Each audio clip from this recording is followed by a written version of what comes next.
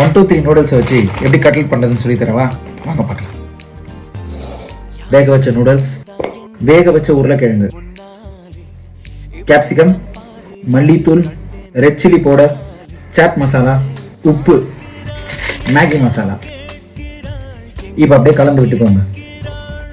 Cornflour மாவு, தண்ணி, இதை அப்படியே ஃப்ரண்ட்ல வச்சுட்டு ஒரு பேக்கெட் மேகியை பொடி பொடியாக்கிக்கோங்க. கொஞ்சம் மாவை எடுத்து கட்லெட் மாதிரி உருண்டை பிடிச்சிக்கோங்க. இப்போ இதை கார்ன்ஃப்ளவர் மாவில் டிப் பண்ணி மேகிலையும் போட்டு எடுத்துக்கோங்க. இந்த மாதிரி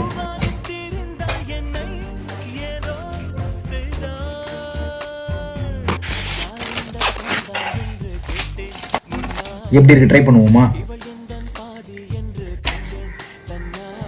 நல்லா கிறிஸ்பியா செம்மையா இருக்கு. இதை நீங்க ட்ரை பண்ணி பார்த்துட்டு எப்படின்னு கமெண்ட்ஸ்ல சொல்லுங்க. சரி, ஓகே, நெக்ஸ்ட் வீடியோல பார்ப்போம்.